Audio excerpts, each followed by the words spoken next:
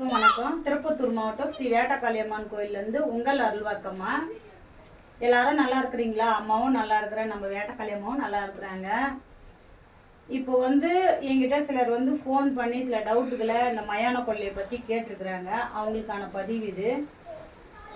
அம்மா, காளி வேஷம் நாங்கள் போடலாமா அப்படின்னு கேட்டிருக்கீங்க. அம்மா, நான் எனக்கு குழந்தை இல்லாதப்ப நான் வேண்டிக்கிட்டேன் காளி வேஷம் போடுறேம்மான்னு சொல்லி. எனக்கு குழந்தை பிறந்துடுச்சு, ஆனால் காளி வேஷம் போட்டால் கஷ்டத்தை கொடுப்பாங்க அப்படின்றத சிலர் சொல்கிறாங்கம்மா.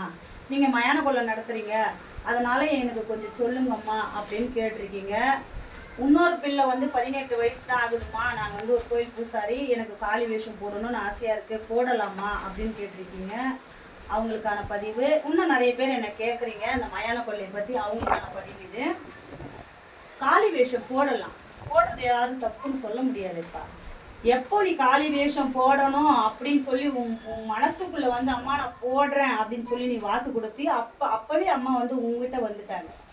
அவங்களுடைய அனுகிரகம் இல்லாத அந்த வார்த்தை உங்ககிட்ட இருந்து அம்மா கிட்ட வராது, புரியுதுங்களா? அதை போடணும் அப்படின்ற அபிப்பிராயத்தை அம்மா கொடுத்துட்டாங்க. அப்படி இருக்கும்போது காளி வேஷம் போட்டா கஷ்டம் வரும் அப்படின்னு சொல்றது தப்பு. ஏன்னு கேட்டா, தாய் இல்லையா, அவங்க நம்மளை கஷ்டப்படுத்துவாங்களா? நம்மளை ஆதரிக்கிறவர் தானே தாய். நம்ம கஷ்டத்துல இருக்கும்போது நம்மளை தூக்கி கொடுக்குறவ தானே தாய். அவங்க எப்படி நம்மளை கஷ்டப்படுத்துவாங்க? காளி வேஷம் போட்டாதான் நம்மளுக்கு கஷ்டம் வரும், இல்லைன்னா கஷ்டமே வராது. கஷ்டங்கிறது நம்மளுடைய கருமா. அந்த கருமாகப்பட்டதை தான் நம்மளை கஷ்டப்படுத்துமோ தவிர தாய் கஷ்டப்படுத்துறவங்க கிடையாது. நம்மளுடைய முன்ஜென்ம கருமா, நம்ம கருமத்தை கூட வச்சுன்னு காளி வேஷம் போட்டதுனாலதான் எனக்கு கஷ்டம் அப்படின்றது நம்மளுடைய மனசு சொல்றது, அடுத்தவங்க சொல்றது. இது காளி வேஷம் போட்டதுனால இந்த கஷ்டங்கள் வராது.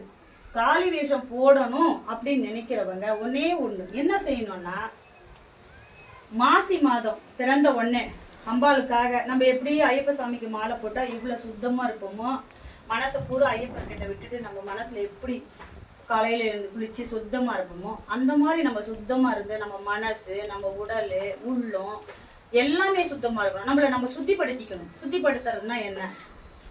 ஒரு கோயில் குளமோ இல்ல கடல் நீரோ இல்ல கங்கா ஜலம் என்ற நீரோ, அதையும் வாங்க முடியல, நம்மளால போய் எங்கெல்லாம் குளிக்க முடியல, நாங்க வேலைக்கு போயிட்டு இருக்கோம், எங்களால அதெல்லாம் போய் குளிக்க முடியாதுமா அப்படின்னு சொல்றவங்க என்ன பண்ணணும்? இப்ப அம்பாளுக்கு எப்படி அபிஷேகம் பண்றோம், அது மாதிரி நம்மளுக்கு மஞ்சள், திருநீர், குங்குமம் எல்லாம் போட்டு நம்ம குளிச்சு நம்ம உடம்ப நம்ம சுத்தம் படுத்திக்கிட்டு காளிகா அம்பாளுடைய விரதத்தை நம்ம எடுக்கணும்.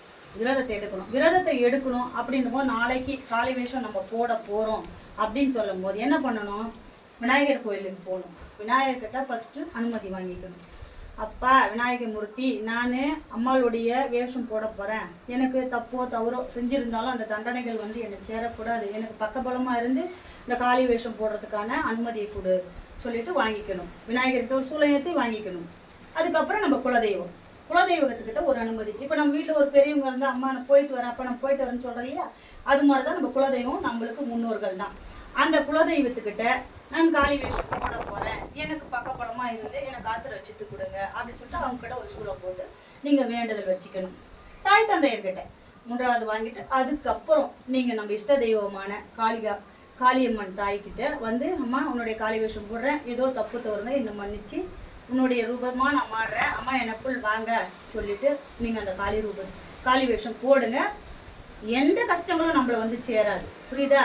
தாயை நம்ம உடம்புல அவ ரூபமா மாறி இருக்கும்போது அவ நம்மளை எந்த கஷ்டத்துக்கும் ஆளாக்க மாட்டான். அந்த கருமத்துல இருந்து நம்மளை தொடச்சி எடுக்கிறதுக்காக தான் அது கஷ்டமோ தவிர காளி வேஷம் போட்டதுனாலதான் கஷ்டம்ன்றது யார் சொன்னாலும் மறுக்கக்கூடியது, புரியுதாப்பா?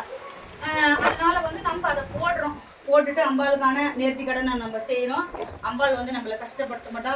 நம்ம தாய்க்கும் தாயான தாயவ நம்ம கூட இருந்து அவளுடைய ஸ்ரீ காளிகா அம்பாளுடைய அருளும் ஆசீர்வாதமும் நமக்கு கிடைக்கும். இது நீங்க நம்பி போடலாம். அந்த காளி வேஷம் போடுறதுனால எந்த பிரச்சனையும் வராது. நம்பிக்கையோட போடுங்க. அம்பாள் உங்களுக்கு கூட இருக்கா. அம்பாளுடைய அனுகிரகம் உங்களுக்கு முழுசா கிடைக்கும். அனைவருக்கும் வணக்கம், நன்றி.